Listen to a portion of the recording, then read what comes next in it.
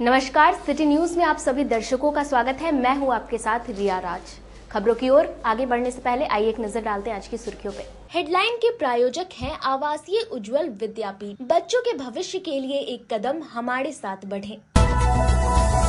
MSKB में BPSC शिक्षक परीक्षा के दौरान पुलिस ने दूसरे की जगह परीक्षा दे रहे मुन्ना भाई को किया गिरफ्तार। रमजान के पहले जुमे पर मुस्लिम समुदाय के लोगों ने जुमे की नमाज अदा की। और अय्यापुर थाना क्षेत्र के मेडिकल ओवरब्रिज के समीप अपराधियों ने इंजीनियर को गोली मारकर किया घायल। तो ये थी आज की सुर्खियां, अब खबरें विस्तार से। जिले के एमएसकेबी कॉलेज में बीपीएससी परीक्षा के दौरान दूसरे की जगह परीक्षा देने आए मुन्ना भाई को नगर थाने की पुलिस ने गिरफ्तार किया है। बीपीएससी शिक्षक भर्ती परीक्षा के दौरान मुजफ्फरपुर के एमएसकेबी परीक्षा केंद्र से एक मुन्ना भाई पकड़ा गया है। ये एक छात्र के बदले यहाँ परीक्षा देने आया था और इसी क्रम में बायोमेट्रिक के द्वारा जांच में इसे डिटेक्ट कर लिया गया। नगर थाना अध्यक्ष विजय कुमार सिंह ने बताया कि बीपीएससी शिक्षक परीक्षा चल रही है। महिला शिल्प कला भवन कॉलेज का जो हॉल है उसमें परीक्षार्थी परीक्षा दे रहे थे। उसमें एक परीक्षार्थी के बदले कोई दूसरा परीक्षार्थी बैठा हुआ था, जिसको बायोमेट्रिक ने डिटेक्ट कर लिया और विधिवत कार्रवाई हेतु थाना लेकर आया गया है और आगे की कार्रवाई की जा रही है। जानकारी देते हुए नगर थाना अध्यक्ष विजय कुमार सिंह ने बताया कि महिला शिल्प कला भवन कॉलेज में भागलपुर जिला के परीक्षार्थी के जगह एक आरोपी युवक परीक्षा देने आया था, जिसे बायोमेट्रिक जांच के क्रम में डिटेक्ट कर लिया गया। इसके विरुद्ध विद्यालय की ओर से नगर थाना में आवेदन प्राप्त हुआ है। प्राथमिकी के आधार पर आगे की कार्रवाई की जा रही है। आज बीपीएससी की परीक्षा थी शिक्षक की, उसमें महिला शिल्प कला सेंटर पर एक दूसरे की जगह पर परीक्षार्थी बैठ के एग्जाम दे रहा था, जिसको बायोमेट्रिक न मिलने के कारण उसको पकड़कर हैंडओवर किया गया है। कांड दर्ज करके अब अनुसंधान किया जाएगा। कहाँ का सर ये परीक्षार्थी है? ये परीक्षार्थी भागलपुर के। रमजान महीने के पहले जुम्मे में मुस्लिम समुदाय के लोगों ने नमाज पढ़ दुआएं मांगी। सभी धर्म में सफ्ताह के किसी दिन को विशेष माना जाता है। बात करें इस्लाम धर्म की तो इस्लाम में अल्लाह की इबादत करने के लिए शुक्रवार को यानी जुमा को बेहद खास माना गया है। इस दिन मुसलमानों का नमाज अदा करना जरूरी होता है। खासकर रमजान के पाक महीने में पढ़ने वाले जुमे की विशेष अहमियत होती है। रमजान को इबादत और बरकत का पाक महीना माना गया है। इस पूरे महीने में मुसलमान रोजा भी रखते हैं। ऐसे में रमजान के महीने में रोजा रखकर जब रोजेदार जुमा की नमाज अदा करते हैं तो अल्लाह उनकी सभी मुरादे को पूरी करता है। इसलिए रमजान के महीने में पढ़ने वाले शुक्रवार का महत्व और बढ़ जाता है। इस्लाम धर्म में रोजाना 5 वक्त की नमाज अदा करना फर्ज माना गया है, लेकिन जुमा की नमाज इसलिए खास मानी गई है क्योंकि हदीस शरीफ में जुमे की नमाज को लेकर कहा गया है कि हजरत आदम अलैहिस्सलाम को जुमे के दिन ही जन्नत से इस दुनिया में भेजा गया और जन्नत में उनकी वापसी भी जुमे के दिन ही हुई। साथ ही इस्लाम में ऐसी मान्यता है कि जुमे के दिन अदा की गई नमाज से अल्लाह पूरे हफ्ते की गलतियों को माफ कर देता है। ये रमजान का सबसे बड़ी बात तो है, रमजान बहुत फजीलत का महीना है और ये अल्लाह का महीना है। इस महीने के बारे में जितना बताया जाए वो कम है और खास करके जुमा की बात जो है वो ज्यादा मायने रखता है। ठीक है, और इस रमजान के महीना में बाबरकत महीना है और इसका पुरजोर से इस महीने में इबादत करना चाहिए और लोगों को रमजान में रोजा रहनी चाहिए और लोगों को बताना चाहिए, सिखाना चाहिए। ये सबसे बड़ी बात है। गर्मी भी काफी पड़ रही है तो रमजान के महीने में जी गर्मी तो पड़ रही है, लेकिन जो पूरे खुलूस और अखलाक के साथ पूरे दिन के साथ जुड़ के जो रोजा रखते हैं वो उनको कहीं कोई परेशानी नहीं होनी है, चाहे कितनी भी धूप हो, पानी हो, आंधी हो, उससे कोई लेना देना नहीं।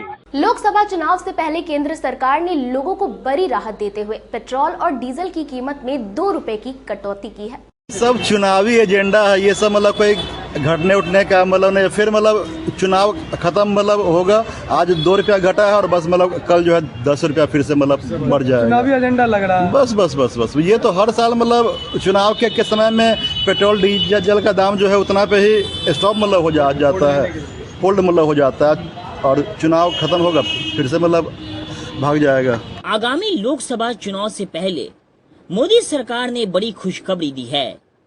पेट्रोल और डीजल के दामों में प्रति लीटर 2 रुपए की कटौती की गई है। केंद्रीय मंत्री हरदीप सिंह पुरी ने पेट्रोल डीजल के रेट्स कम करने की जानकारी दी है।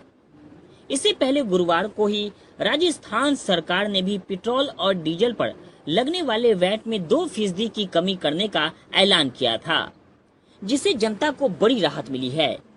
पेट्रोल और डीजल की नई दरें शुक्रवार सुबह 6 बजे से लागू हो जाएगी। पेट्रोलियम मंत्रालय ने भी अपने बयान में कहा है कि सरकारी स्वामित्व वाली पेट्रोलियम कंपनियों ने पेट्रोल और डीजल की कीमतों में संशोधन करने का फैसला किया है। केंद्रीय मंत्री हरदीप सिंह पुरी ने सोशल मीडिया प्लेटफॉर्म एक्स पर पोस्ट किया कि पेट्रोल और डीजल के दाम 2 रुपए कम करके प्रधानमंत्री नरेंद्र मोदी ने एक बार फिर साबित कर दिया कि करोड़ों भारतीयों के अपने परिवार का हित और सुविधा सदैव उनका लक्ष्य है। केंद्रीय मंत्री ने आगे लिखा, जब विश्व मुश्किल दौर से गुजर रहा था, विकसित और विकासशील देशों में पेट्रोल के दामों में 50 से 72% तक की बढ़ोतरी हुई और हमारे आसपास के कई देशों में तो पेट्रोल मिलना ही बंद हो गया। तब भी 1973 के बाद आए 50 साल के सबसे बड़े तेल संकट के बावजूद मोदी जी के दूरदर्शी और सहज नेतृत्व के कारण मोदी के परिवार पर आंच नहीं आई। भारत में पेट्रोल के दाम बढ़ने के बजाय पिछले 2.5 वर्षों में 4.65% कम हुए। सब चुनावी एजेंडा है ये सब, मतलब कोई घटने उठने का मतलब नहीं। फिर मतलब चुनाव खत्म मतलब होगा, आज 2 रुपया घटा है और बस मतलब कल जो है 10 रुपया फिर से मतलब बढ़ जाएगा। चुनावी एजेंडा लग रहा है। बस बस बस बस ये तो हर साल मतलब चुनाव के समय में पेट्रोल डीजल का दाम जो है उतना पे ही स्टॉप मतलब हो जाता है, होल्ड मतलब हो जाता है और चुनाव खत्म होगा फिर से मतलब भाग जाएगा। इससे क्या कोई राहत दिख रहा है कि 2 रुपये कम हुआ तो राहत? इससे राहत क्या होगा, 2 महीने का है, 2 महीने के बाद चुनाव खत्म होगा, मतलब फिर जैसे के तैसे रहेगा। चुनावी एजेंडा बस चुनावी एजेंडा है भाई। ये आम पब्लिक के लिए बहुत ही फायदेमंद है, इससे आम पब्लिक को काफी बचत होगी। काफी समय के बाद इस पर दाम घटाया गया 2 रुपये। हाँ, तो ये चूंकि सरकार को प्रॉफिट दिखा होगा तो अब कम किया। पहले सरकार काफी ज्यादा कर्जे में थी, विकास कर रही थी रोड वगैरह में। क्या लगता है लोकसभा चुनाव आने वाला, चुनाव से पहले इस तरीके से?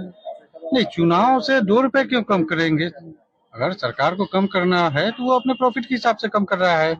आखिर आप विकास भी तो देखिए, आखिर जो हम लोग सरकार को टैक्स देते हैं उसी टैक्स के पैसे से तो सरकार अपना विकास कर रही है ना। कितना आम आदमी को कितना फायदा पहुँचेगा? आम आदमी को फायदा, ये तो पूरे आप रोड पे निकलिए फिर दिख जाएगा कि रोड में विकास हो रहा है। जो पैसा हम लोग सरकार को टैक्स के रूप में देंगे उसी से ना सरकार हम लोग को जो भी बेनिफिट देना है देगी। सिकंदरपुर थाना क्षेत्र के बालूघाट निवासी डिलीवरी बॉय की अचानक मौत हो गई। इसके बाद पूरे इलाके में हड़कंप मच गया। शहर में फूड डिलीवरी करने गए डिलीवरी बॉय की अचानक से मौत हो गई। इसके बाद पूरे इलाके में हड़कंप मच गया। दरअसल सिकंदरपुर थाना क्षेत्र के बालूघाट रोड नंबर 4 में शुक्रवार दोपहर फूड डिलीवरी करने गया डिलीवरी बॉय अचानक सड़क पर गिर गया। इसके बाद उसकी मौके पर ही मौत हो गई। लोगों ने पुलिस को इसकी सूचना दी। पुलिस ने मौके पर पहुंचकर जांच शुरू कर दी, जिसके बाद परिजनों को सूचना दी गई। सूचना मिलने के बाद परिजन मौके पर पहुंचे। घटना को लेकर परिजनों में चीख पुकार मच गई। मृतक डिलीवरी बॉय की पहचान नगर थाना क्षेत्र के आमगोला रोड के संजय भगत के पुत्र नीरज कुमार के रूप में हुई है। परिजनों का कहना है कि कुछ दिनों से उसकी तबीयत खराब थी। आज काम करने के लिए घर से निकला था, जिसके बाद हम लोगों को सूचना मिली कि उसकी मौत हो गई है। शायद तबीयत खराब थी और मौसम में गर्मी है, इसी वजह से उसकी मौत हुई है। हमारा भतीजा है, उसका तबीयत खराब था, समझे, काम करने आया हुआ था, चावल लगा, गिर गया, डेथ कर गया है। कोरिया डिपार्टमेंट में, राजनारायण सिंह कॉलेज के पास में। नीरज कुमार। सूचना यहाँ से कोई आदमी फोन किया था घर, पुलिस नहीं फोन किया था, यहाँ का पब्लिक फोन किया। कुछ आदमी इस क्षेत्र में हम लोग के मोहल्ला का है। हम लोग आमगोला और अंकल ब्रह्मा कुमारी गली का रहने वाले। RPS girls international school MDDM college के सामने बच्चों के लिए है खास सुरक्षा के है पुख्ता इंतजाम। देखिए ये रिपोर्ट। आजकल के जिंदगी में चूंकि भाग दौड़ इतनी अधिक होती है कि जो गार्जियन होते हैं अपने बच्चों को सुरक्षित करने के लिए तमाम कोशिश करते हैं। खासकर गर्ल्स को लेकर। और आप तमाम दर्शकों को ये बता दूं कि इन सारे सवालों का उदाहरण के लिए हम पहुंचे हैं उत्तर बिहार का पहला आरपीएस गर्ल्स इंटरनेशनल स्कूल में, जो कि मिठनपुरा में स्थित है। ये स्कूल आप देख सकते हैं कि किस प्रकार का है, और चूंकि नर्सरी से लेकर 10 तक की स्पेशली गर्ल्स को लेकर ये स्कूल की शुरुआत की गई है। और यहाँ का माहौल हायर स्टैंडर्ड यानी इंटरनेशनल लेवल का है, और उस तरीके की बच्चों की पढ़ाई की तैयारी की जाती है। और ये अंदर का नज़ारा है, चूँकि स्कूल को इतना सुसज्जित किया गया है, आप इन तस्वीरों में देख सकते हैं। यहाँ के प्रिंसिपल मैडम से बात करेंगे कि आखिर किन कॉन्सेप्ट के साथ इस स्कूल की शुरुआत हुई है। चूँकि उत्तर बिहार में गर्ल्स स्कूल कोई भी गार्जियन पहले सोचते नहीं थे, क्योंकि अपने खासकर जो बच्चियां होती हैं उनको उनकी सुरक्षा गार्जियन के नज़र में सबसे महत्वपूर्ण है, और उनको सुरक्षित स्कूल के अंदर भी देखना चाहते हैं। तो ये तमाम सवाल होगा। मैडम, तो सबसे पहले तो सिटी न्यूज़ में आपका स्वागत है। बहुत बहुत धन्यवाद सर। एंड ये बताइए कि चूंकि उत्तर बिहार में इस तरीके का गर्ल्स स्कूल कभी किसी ने नहीं सोचा, और इसका नींव रखकर इसकी शुरुआत, क्या सोच कर इसकी शुरुआत की गई? ऐसे तो गर्ल्स स्कूल मुजफ्फरपुर में एक बहुत रिनाउंड है, जो सभी लोग जानते हैं, बहुचर्चित स्कूल है। स्कूल्स हैं, सभी कुछ हैं, लेकिन सबसे बेसिक फैक्ट क्या होता है ना, कि जो हमारे गर्ल चाइल्ड है या स्मॉल चिल्ड्रन, छोटे बच्चे, बॉयज़ भी हो, क्योंकि 5 तक यहाँ पे बॉयज़ भी हैं, बॉयज़ स्टूडेंट्स भी हैं, जिनके नींव को और बेसिस को मुझे बनाना है, ताकि आफ्टर 5 बच्चे को बाहर भी अगर कोई जाते हैं बॉयज़ स्टूडेंट, तो उनका एक बेस बना हुआ रहे। 5 के बाद हमारे पास स्पेशली गर्ल्स के जो पेरेंट्स यहाँ के इन्वायरमेंट में हैं, और उन्हें ये तो एक डिज़ायर होती है कि हमारे बच्चे प्रोटेक्टेड फील हो। Even the parents from just come from abroad and they are just going to be settling down in India, they seek the protection, especially in these type of state like developing state Bihar, or कि their child or children should be very much protected, especially for the girls child. So by taking these all things in account, whether it is academic or the security point of view or the care point of view, we have made our own strategies so that we could give our 100% to our all girl children. ये मानते हैं ना कि अभी जैसे जो भी माहौल चल रहा है, तो उसमें गार्जियन अपनी बच्चियों को लेकर सुरक्षित माहौल देखने के लिए उसको कैसे फुलफिल करेंगे? अगर कोई भी गार्जियन आते हैं अपने बच्ची को लेकर, उसको कैसे फुलफिल करेंगे? सुरक्षा के पॉइंट ऑफ व्यू से तो हमें जो वर्क है वो सिर्फ बच्चों पे नहीं करना है। हमारी जो अंदर की टीम है, हमारी जो फीमेल टीम है, या फिर कुछ मेल स्टाफ भी हैं, उन पे हमें क्या वर्क करना है कि वो इस तरह का माहौल दे। और साथ साथ पेरेंट्स के साथ हमारी एक इंटरेक्शन, जो मोटिवेशनल जो इंटरेक्शन हमारा सेशन चलता है, जिसमें हम पेरेंट्स से भी कुछ चीज़ें चाहते हैं कि आप are not only in the school campus, after the school campus what are the tactics और the things should be followed by the parents. Only then we can give the 100% regarding security. क्योंकि हम school में सभी चीज़ों को हम दे देंगे। हर school मोर और लेस स्कूल के अंदर अगर बच्चे आते हैं, सिक्योरिटी वो लोग देने की पूरी कोशिश करते हैं, लेकिन बच्चे इसके बावजूद भी इनसिक्योर फील करते हैं। वो उनका जो बाहर का माहौल होता है, तो वहाँ पे हमारे पेरेंट्स और हमारे दोनों के बीच का जो इंटरेक्शन है, उन चीज़ों को फॉलो करते हुए फिर हम लोग इस पे काम करते हैं। गार्जियन, चूंकि गार्जियन ही है जो बच्चों को लेके आएंगे, चूंकि आप बच्चियां को यहाँ पर इंट्रोड्यूस करेंगे, उनको आप क्या मैसेज देना चाहेंगे? मतलब पेरेंट्स को क्या? हाँ, पेरेंट्स को मतलब विच रिगार्ड मैसेज देना चाहिए ना कि आप आके देखें किस प्रकार का स्कूल है, 5 डेज यहाँ पर आके देखें, बच्चियों को छोड़ें। तो इसके लिए जो हमने अपनी स्ट्रैटेजी बनाई हुई है कि रजिस्ट्रेशन के बाद we are not just bounding the parent की जो just come and take the admission. We have given this session as the crash course session. After taking the registration, student just go with the test and what are the lackage we are finding the students, हम लोग उस पे work करते हैं।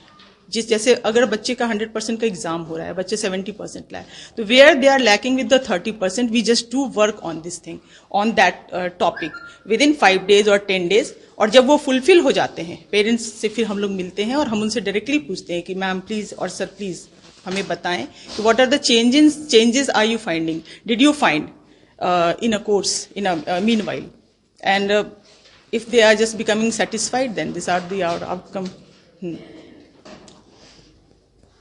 ये थी principal RPS girls international school की। तमाम दर्शकों को ये बता दूं कि उत्तर बिहार में चूंकि संस्था के द्वारा स्कूल भी चलाया जा रहा है, गर्ल्स स्पेशली, लेकिन यहाँ पर इंटरनेशनल लेवल की व्यवस्था के साथ आरपीएस इंटरनेशनल स्कूल ने इस शुरुआत की है और यहाँ जो भी गार्जियन आते हैं वो 100% सेटिस्फाइड जरूर होंगे। अपने सहयोगी विवेक के साथ Pradeep Kumar Kesari, city news, Muzaffarpur. AES से पीड़ित बच्चे को एसकेएमसीएच परिसर से निजी अस्पताल ले गए बिचौलिए, जिसके बाद स्वास्थ्य विभाग में खलबली मच गई। एईएस मरीज के इलाज को लेकर प्राथमिक स्वास्थ्य केंद्र औराई में बड़ी लापरवाही सामने आई है। एईएस पीड़ित बच्चों को पीएचसी में सुबह भर्ती कराया गया। वहां की इलाज व्यवस्था में लापरवाही देख सौजन निजी वाहन से उसे नर्सिंग होम ले गए। मामला सामने आने के बाद स्वास्थ्य विभाग में खलबली मच गई। Civil surgeon doctor Ajay Kumar ने जिला कार्यक्रम प्रबंधक को टास्क दिया कि पूरी रिपोर्ट दें। मरीज की खोजबीन कर सीधे श्री कृष्ण मेडिकल कॉलेज एवं अस्पताल एसकेएमसीएच के पीकू वार्ड में भेजा जाए। सीएस ने सीतामढ़ी सिविल सर्जन से संपर्क किया। उसके बाद औराई की एसडीपीओ बीनू कुमारी के साथ स्वास्थ्य प्रबंधक संजीव कुमार पुपरी पहुंचे। वहां से एईएस के संदिग्ध मरीज को लाकर एसकेएमसीएच में भर्ती कराया गया। जिला वेक्टर जनित रोग पदाधिकारी डॉक्टर सतीश कुमार ने बताया कि मरीज की हालत स्थिर है। उसे चमकी होने की शिकायत पर सौजन औराई पीएचसी में लेकर आए थे। मरीज सीतामढ़ी जिले का रहने वाला है। ये बच्चा अभी जो है मुजफ्फरपुर मेडिकल कॉलेज में एडमिटेड है और वो सीतामढ़ी का रहने वाला था और पीएचसी में वो आया था। पीएचसी में एम्बुलेंस वहाँ पर, जैसा कि वहाँ के प्रभारी के द्वारा बताया गया, जिसकी हम लोग अभी जांच करा रहे हैं, प्रभारी के द्वारा बताया कि 2 एम्बुलेंस वहाँ खड़ी थी, वो एम्बुलेंस में नहीं बैठ कर बाहर निकल गया और वहाँ से जाकर सीतामढ़ी में वो इलाज करा रहा था। वहाँ से उसको ट्रेस किया गया, सीतामढ़ी सिविल सर्जन से बात किया गया और मैं उनसे कहा कि डीएम साहब से भी बात करनी है, तो बोले कि डीएम साहब से हम लोग लाइजनिंग में हैं और सब संज्ञान में मामला है और बच्चा ठीक है, इलाज चल रहा है उसका। फिर हम लोग ने यहाँ से इनिशिएटिव लिया और उसको जो है फिर मेडिकल कॉलेज में वहाँ एडमिट कराया गया है और कल तक का रिपोर्ट है कि बच्चा ठीक है, सुधार हो गया है। इसमें जानकारी आ रही है सर कि एसकेएमसीएच से रेफर किया गया था पर दलालों के द्वारा निजी नर्सिंग होम में भर्ती कराया गया। उसके हम लोग देख रहे हैं, अगर जानकारी इस तरह की बात है तो उस पर कड़ी कार्रवाई की जाएगी कि पीएचसी कैंपस में दलाल कैसे सक्रिय हैं। कर्जा थाना क्षेत्र निवासी मुकेश कुमार ने मुजफ्फरपुर मुख्य न्यायिक दंडाधिकारी के कोर्ट में आईपीसी की कई धाराओं के अंतर्गत मुकदमा दायर किया है। जिले के कर्जा थाना अंतर्गत मरवन गांव निवासी मुकेश कुमार ने सोमवार को मुजफ्फरपुर मुख्य न्यायिक दंडाधिकारी के कोर्ट में आलोक कुमार, संजीव कुमार व 10 अज्ञात लोगों पर जुर्म दफा 392, 323, 386, 324, 307, 504 और 506 आईपीसी के तहत मुकदमा दायर किया है। कोर्ट ने मामला स्वीकृत करते हुए इसकी सुनवाई की तारीख 27 मार्च मुकर्रर की है। जानकारी देते हुए अधिवक्ता विमलेश कुमार ने बताया कि मरवन के मुकेश कुमार का कर्जा में एक होटल था। जिस जमीन पर उनका होटल था उस जमीन के एवज में मुकेश कुमार के पिता स्वर्गीय विनोद पटेल ने जमीन मालिक को पैसा दे रखा था। इस जमीन के ऊपर में लगभग 10 लाख रुपए का इन्होंने कंस्ट्रक्शन करवा रखा था। मुकेश कुमार के पिता के मरते ही जमीन मालिक ने स्थानीय थाने को मैनेज कर इनके कंस्ट्रक्शन को नष्ट कर दिया। इसकी शिकायत उन्होंने स्थानीय थाने से लेकर जिला प्रशासन तक की, लेकिन कहीं पर भी उनकी सुनवाई नहीं हुई। तत्पर साथ उन्होंने हार कर आज न्यायालय में मुकदमा दायर किया है। मकान होटल था जो है मरवन चौक पर, उसको जो है तोड़ दिया गया। हमने इस संबंध में जो है 7 तारीख को लीगल नोटिस भी दिया, लेकिन उसका कोई रिस्पांस जवाब नहीं मिला। उसके बाद 13 तारीख को SDO साहब के यहाँ भी आवेदन दिया, वहाँ भी जो है कोई कार्रवाई नहीं हुई। उसके बाद 14 तारीख को जो है होटल को तोड़ दिया गया। उस जगह पे पिछले 40 वर्षों से जो है होटल था और वहाँ जो है मेरे पिताजी के द्वारा जो है कंस्ट्रक्शन का निर्माण किया गया। उसमें जो रखा सामान सब लूट करके ले गया और पूरे स्ट्रक्चर को तबाह कर दिया गया। जमीन आपके नाम से नहीं था? नहीं, जमीन मेरे नाम से नहीं था और मकान उस पर हमारा था। उसका स्थल निर्माण जो है मेरे पूर्वजों के द्वारा करवाया गया। जमीन के लिए आप पैसा दिए थे? बिल्कुल। 1982 में उनके परदादी को 5,000 रुपया दिया गया था और 1987 में 25,000 रुपये उनके दादा को दिया गया था और 1989 में जो अभी वारिस है उनके पिता को 18,000 रुपया दिया गया। आज क्या किए?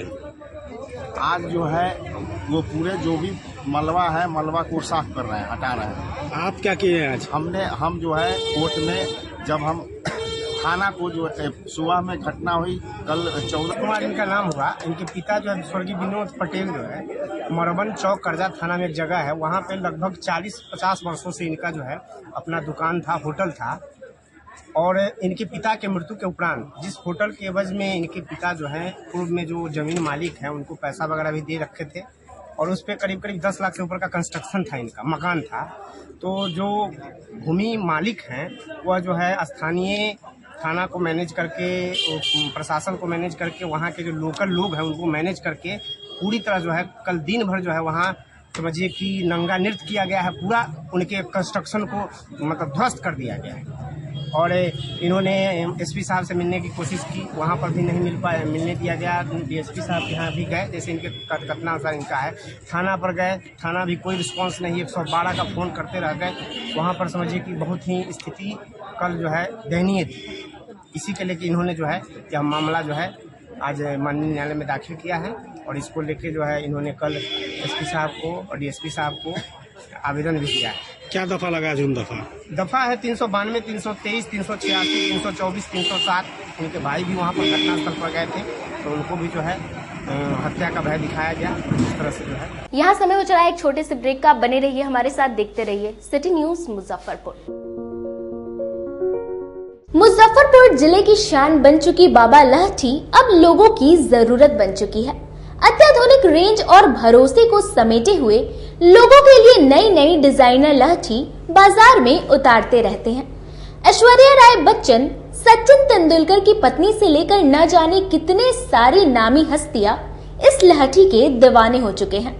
लोगों के साथ ने ही बाबा लहठी की पहचान देश से लेकर विदेश तक बनाई है।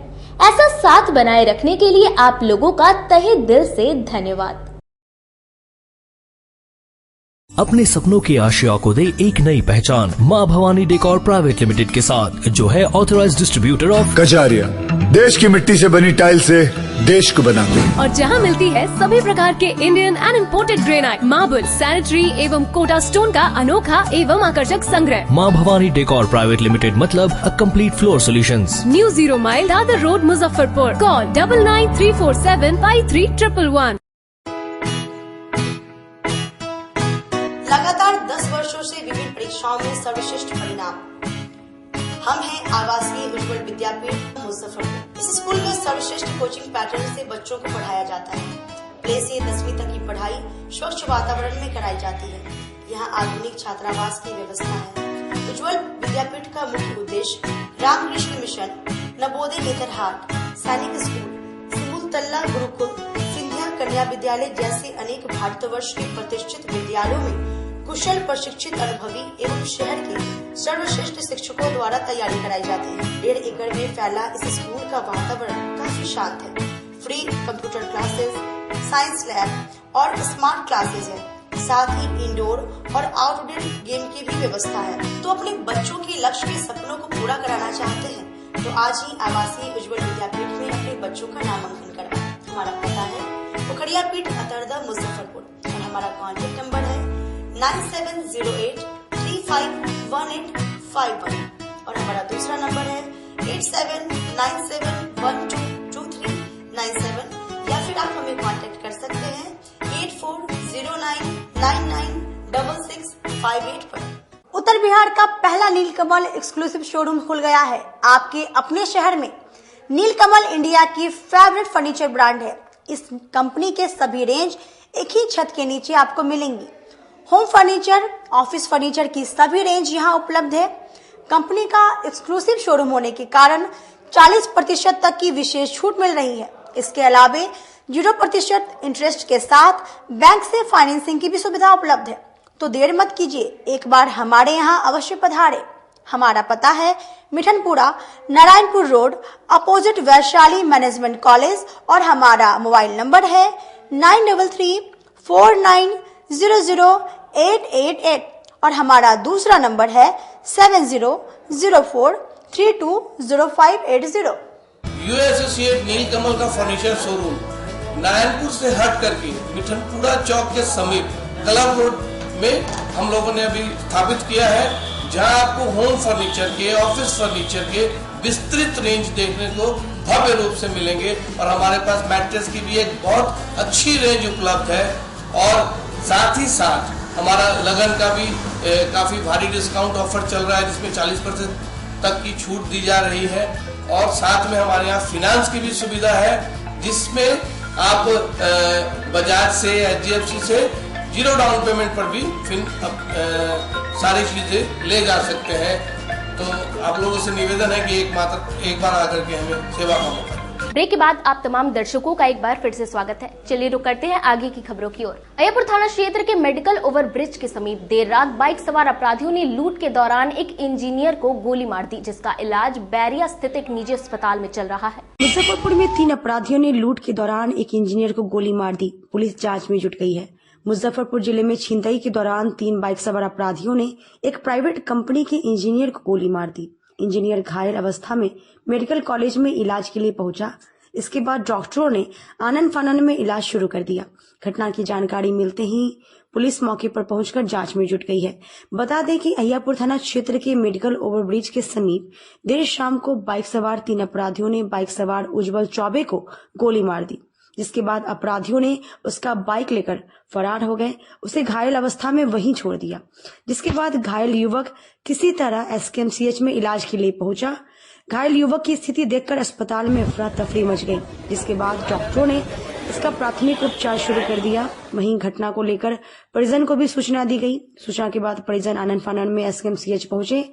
घटना को लेकर सभी सदमे में हैं। युवक के बेहतर इलाज के लिए उसे शहर के निजी अस्पताल में रेफर कर दिया गया है। युवक को एक गोली सीने में लगी है। घायल युवक बुल कंपनी में इंजीनियर के पद पर काम करता है। उज्जवल चौबे के पुत्र मनोरथ कुमार चौबे सासाराम जिले के मूल निवासी। घायल के परिजनों ने बताया कि सूचना मिली कि गोली लग गई है। हम लोग अस्पताल आए, इनका इलाज चल रहा है। प्राइवेट कंपनी में ये काम करते हैं। कॉलेज में ये नाम है जो हॉस्पिटल का, मेडिकल कॉलेज में, कृष्णा मेडिकल कॉलेज में गोली इधर में आसपास में कहीं लगा हुआ है। जगह के नाम हमको जानकारी नहीं। हमको वहाँ से फोन आया है कि जाइए, तो हम यहाँ डायरेक्ट आए हैं। यहाँ पता नहीं हमको कि कौन भर्ती करवाया। हम यहाँ डायरेक्ट आए हैं, वहाँ देखे हैं, ठीक ना। आने के बाद देख रहे हैं कंडीशन, देख के उसको बता रहे हैं सर को। एक गोली लगा हुआ। क्या करते थे? उज्जवल सर कंपनी, बुल कंपनी में काम करते हैं। प्रभारी रोहन कुमार ने बताया कि सूचना मिली कि एक युवक को गोली लगी है, जिसके बाद हम लोग मौके पर पहुंचकर जांच कर रहे हैं। सदर अस्पताल के प्रधान लिपिक चंद्रभूषण ओझा को आय से अधिक संपत्ति मामले में राज्य मुख्यालय के आदेश के बाद बर्खास्त कर दिया गया, जिसकी जानकारी सिविल सर्जन ने दी है। सदर अस्पताल के प्रधान लिपिक चंद्रभूषण ओझा को बर्खास्त कर दिया गया है। निगरानी विभाग ने छापेमारी के बाद उनके विरुद्ध आय से अधिक संपत्ति का मामला दर्ज कराया था। Civil surgeon doctor Ajay Kumar ने बताया कि राज्य मुख्यालय के आदेश के बाद बर्खास्तगी कर यह कार्रवाई की गई है। इस बीच विभागीय कार्रवाई से अन्य कर्मियों में भी खलबली मच गई है। जानकारी के अनुसार सदर अस्पताल के प्रधान लिपिक चंद्रभूषण ओझा अभी निलंबित थे। निलंबन अवधि में उनका मुख्यालय मोतीपुर PHC कर दिया गया था।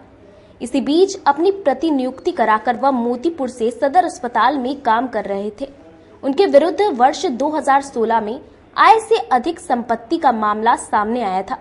छापेमारी में 50 लाख से अधिक संपत्ति मिलने के बाद निगरानी विभाग ने उनके विरुद्ध मुकदमा दर्ज कराया।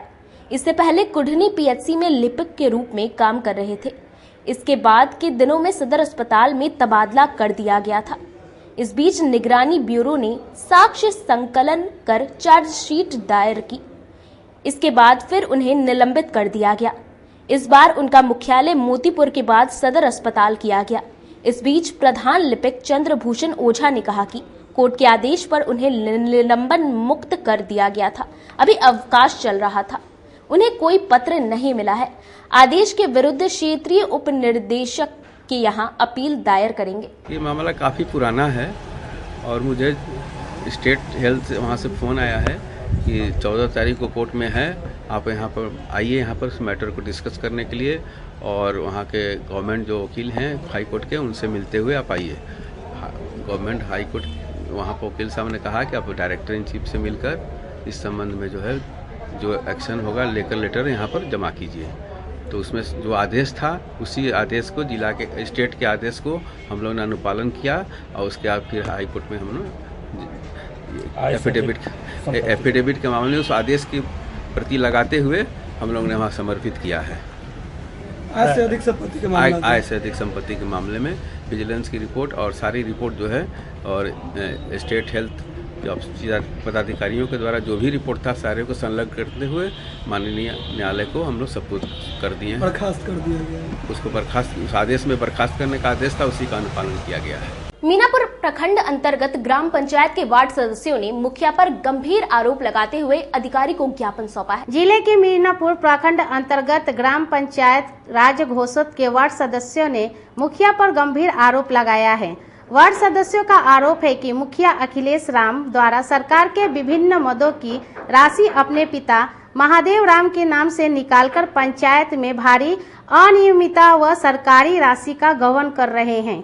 इसकी जांच करने के लिए उन्होंने जिलाधिकारी को ज्ञापन भी सौंपा है। सजगुल हुआ, ग्राम पोस्ट घोसौत हुआ, थाना सिवाईपट्टी, जिला मुजफ्फरपुर, प्रखंड मीनापुर हुआ।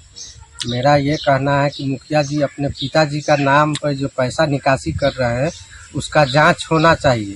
किस चीज का पैसा निकासी कर रहे हैं, कैसे निकासी कर रहे हैं, इसके लिए हम डीएम साहब को आवेदन दिए हैं और निष्पक्ष जांच होना चाहिए। अगर गलत है, पैसा गलत ढंग से निकासी हो रहा है तो उनके ऊपर कार्रवाई होना चाहिए, तो होना चाहिए। कौन मुखिया जी हैं? मुखिया जी अखिलेश राम हुए। पंचायत के मुखिया जी अखिलेश राम हुए, उनके पिताजी के नाम पर अवैध पैसा निकासी किया गया है। जो उनके साला भी है, उनके भी नाम पर अवैध पैसा निकाला गया है, जो मानक के हिसाब से काम नहीं हो रहा है पंचायत में। क्या क्या काम नहीं हो रहा है मानक के हिसाब से? जैसे में सोख्ता बना हुआ था, सोख्ता बना, कहीं खड्डे रह गया, कहीं खड्डा बना तो ढक्कन लगा, उसके बाद उसमें कल का पाइप भी नहीं जुटा। वैसे क्या वैसे ही है, जो गरीब लोग जहाँ थे वहाँ पे खड्डा खन के वैसे ही छोड़ दिया गया है। 2 नंबर में एक मुस्लिम है जो उसको 10 दूर में ही घर है, उसको सोख्ता बनाने के लिए कितना आम सभा में बार बार कहा गया कि सोख्ता बन।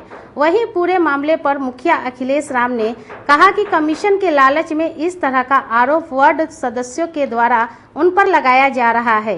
इसके पहले भी वार्ड सदस्यों ने एक बार आरोप लगाया था, जिसकी जांच में कोई सत्यता नहीं मिली। फिर भी जबरन वार्ड सदस्यों ने उनसे पैसे वसूल लिए। फिर से पैसे की लालच में ही वार्ड सदस्यों ने फोन पर आरोप लगाया है, जो बिल्कुल निराधार है। भ्रष्टाचार की बात कह रहे हैं। जिस समय सोलिंग और सोख्ता का कार्य हुआ था, ये लोग 11 वार्ड सदस्य जिला अधिकारी के यहाँ जाकर के आवेदन दिया। उसमें ये लोग बिल्कुल आरोप लगाया था कि घटिया से घटिया ईंट का प्रयोग किया गया है। जांच आने से पहले ठीक ये लोग फिर हमको बुलाया कि मुखिया जी हम लोग आरोप लगा दिए हैं और काम सही हुआ तो क्या कह रहे हैं। कहते कि हम जब काम गलत किए हैं तो हमको जांच होने दीजिए। इसी बीच में वो क्या किए कि आए, हम लोगों से मिले, हमसे मिल करके फिर कहने लगे कि मुखिया जी छोड़िए ना, हम लोग 1,000 रुपये खर्चा दे दीजिएगा तो हम लोग इस मैटर को सलट लेंगे, है ना। हम कहे कि चलिए वार्ड सदस्य लोग हैं, अब कह रहा है कि जो हम गलत से आवेदन दे दिए हैं, जो हम लोग को खर्चा हो गया है, तो 10,000 रुपया हम उपमुख्य जी को हाथ में दे दिए कि भाई आप लोग जब सही को गलत बना रहे हैं, गलत को सही बना रहे हैं, लेकिन ये तो अच्छा चीज़ नहीं है। तो मुखिया जी हम लोग से भूल चूक हो गया। इसी क्रम में 10 से 8 दिन में वो लोग फिर लिख के दे देते हैं डीएम साहब के यहाँ, प्रखंड विकास पदाधिकारी के यहाँ, जिसका मेरे पास चिट्ठी है कि नहीं, जो भी गुणवत्ता के अनुसार कार्य कराया गया है, कहीं से कार्य में कोई अनियमितता नहीं है। इसके बाद जब हम लोग फिर बैठक किए वार्ड सदस्य को कि जब आपको हम लोग पंचायत सचिव के द्वारा और हम लोग को जब काम हम लोग करवाते हैं पंचायत में, जो आपको गलत लगता है तो आप खुद को करवाइए। तो नहीं, हम लोग गलत, हम लोग को विरोध करना है और नहीं तो हम लोग को कमीशन दिया जाए 10%, है ना। 10% कमीशन की मांग हुआ हम लोगों की। देखिए भाई, हम लोग आपके चलते गलत नहीं करेंगे, सरकार का कार्य धरातल पर होना चाहिए। उन लोग लगातार मैंने एक अपना सभी वार्डों का एक अपना हेड बन करके किसी न किसी तरह से मैंने आपको डिमांडलाइज करना है ताकि हमको पैसा मिले, कमीशन मिल जाए, हम चुप रहें। उप मुखिया जी की बात कर रहे हैं, मेरे पास रिकॉर्ड है। 15,000 रुपया जो पंचायत भवन की चरदीवारी हो रही थी उसकी जांच कराया गया। 15,000 रुपया उसमें वो फिर आकर के सभी वार्ड सदस्यों के साथ रोके। 15,000 रुपया जबरन, मुखिया जी हमको पैसा दीजिएगा तो हम वार्ड सदस्य को मनाएंगे, नहीं तो हम फिर सबको बोलेंगे हल्ला करने के लिए। जबरन हमसे 15,000 रुपया, फिर वो बहुत लगे उठनपन करने को कि सरकार का कार्य है, ये लोग फिर करने नहीं सब कुछ पैसे के कमीशन के लिए हो रहा है। फिर उसको एक संजीव कुमार टोनी है, उप मुखिया राजीव जी के भाई हैं। परिवर्तनकारी जन संघर्ष मोर्चा ने जिला शिक्षा पदाधिकारी द्वारा विद्यालय में लगाए जा रहे समरसेबल डेस्क बेंच में व्यापक अनियमितता का आरोप लगाते हुए जिलाधिकारी को ज्ञापन सौंपा है। परिवर्तनकारी जन संघर्ष मोर्चा ने जिला शिक्षा पदाधिकारी द्वारा मुजफ्फरपुर के विद्यालयों में लगाए जा रहे समरसेबल एवं डेस्क बेंच आपूर्ति में व्यापक अनियमितता का आरोप लगाते हुए जायोपरांत भुगतान करने के लिए शुक्रवार को जिलाधिकारी को ज्ञापन सौंपा है। मौके पर परिवर्तनकारी जन संघर्ष मोर्चा के प्रदेश अध्यक्ष विजय कुमार ने बताया कि संवेदक और आपूर्तिकर्ता का चयन करने का अधिकार विद्यालय को है।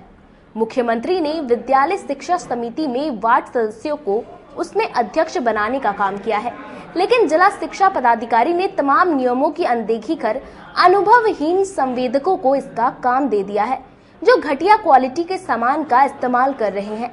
इसलिए हम लोगों ने आज प्रमंडलीय आयुक्त और जिलाधिकारी से मिलकर इसकी जांच की मांग की है और उनसे अनुरोध किया है कि जांच के बाद ही उनका भुगतान किया जाए। जिला शिक्षा विभाग के द्वारा जिला शिक्षा पदाधिकारी के द्वारा जिले के तमाम विद्यालयों में समरसेबुल और वाटर स्टेशन, साथ ही साथ बच्चों को बैठने के लिए डेस्क और बेंच लगाने का निविदा निकालना था, लेकिन उन्होंने जो विभाग का पत्र है उस पत्र में यह वर्णित है कि विद्यालय के माध्यम से ही संवेदक या आपूर्तिकर्ता का चयन करना है, लेकिन जिला शिक्षा पदाधिकारी और उसके प्रधान लिपिक राजेंद्र सिंह के द्वारा अरबों रुपए की लूट इस योजना में हुई है। लगभग 4,000 से अधिक जिले में विद्यालय हैं और सभी में 2,65,000 करके एक समरसेबुल हलाना था।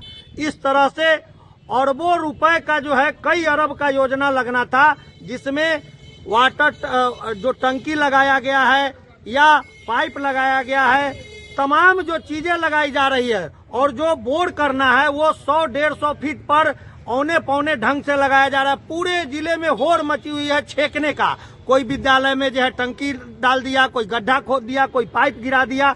हम जिलाधिकारी महोदय से आज हमारे तमाम पंचायत आगामी लोकसभा चुनाव की तैयारी को लेकर तिलक मैदान स्थित जिला कांग्रेस कार्यालय में वैशाली लोकसभा क्षेत्र की समीक्षा बैठक का आयोजन किया गया। आगामी लोकसभा चुनाव की तैयारियों व रूपरेखा तैयार करने के लिए शुक्रवार को तिलक मैदान रोड स्थित जिला कांग्रेस कार्यालय में वैशाली लोकसभा क्षेत्र की समीक्षा बैठक आयोजित की गई। इसमें मुख्य अतिथि के तौर पर वैशाली लोकसभा प्रभारी प्रद्युमन राय शामिल होकर कार्यकर्ताओं के साथ लोकसभा चुनाव की तैयारी पर समीक्षा की। इसके साथ ही कई रणनीतियों पर विशेष तौर पर चर्चा की गई। इस दौरान मीडिया से बात करते हुए वैशाली लोकसभा प्रभारी प्रद्युमन राय भाजपा पर हमलावर रहे। उन्होंने कहा कि भाजपा ने जो भी वादा किया था उसे उन्होंने पूरा नहीं किया। ऐसी निरंकुश सरकार को एक दिन भी सत्ता में रहना जनता के लिए अहितकारी है। इसलिए इंडिया गठबंधन के जो भी उम्मीदवार होंगे वो पूरी मजबूती से चुनाव लड़ेंगे और उसमें उनका सहयोग करने के लिए कांग्रेस पार्टी पूरी तरह से कमर कस चुकी है। बैठक के दौरान कांग्रेस के कई प्रखंडों के प्रखंड अध्यक्ष मौजूद रहे। इस समीक्षा बैठक की अध्यक्षता जिला अध्यक्ष अरविंद कुमार मुकुल ने की। जो मुजफ्फरपुर में 5 विधानसभा क्षेत्र आती है वैशाली लोकसभा का, उसके वैशाली लोकसभा की AICC पर्यवेक्षक आए हुए हैं प्रद्युमन राय जी। आज जिला कांग्रेस कमेटी मुजफ्फरपुर उनका भव्य स्वागत किया है, अभिनंदन। और हमारे 5 विधानसभा के प्रखंड अध्यक्ष यहाँ आए हुए हैं और बूथ लेवल एजेंट जो बन चुका है और भी सारे जो हमारे पर्यवेक्षक महोदय जो निर्देश देंगे, जो संवाद करेंगे, वो आप लोगों को सूचना दे दिया जाएगा। अब हम लोग कमर कस लिए हैं। इस बार गठबंधन की सरकार सेंट्रल में बनेगी, इंडिया की सरकार, इसलिए कि जनता जो है हम लोग का एक ही नारा है, मोदी हटाओ महंगाई भगाओ, मोदी हटाओ बेरोजगारी भगाओ। 2 नारा है, बस इस नारा को लेकर हम लोग गांव-गांव जा रहे हैं। शुद्ध रूप से आगामी लोकसभा चुनाव जो होने जा रहा है उसकी की तैयारी के लिए कि हमारे बूथ मजबूत हो, हमारे बूथ पर किस तरह की व्यवस्था है, इसके लिए हाईकमान हमको भेजा है ताकि जुमलेबाजी सरकार से हमको लड़ना है।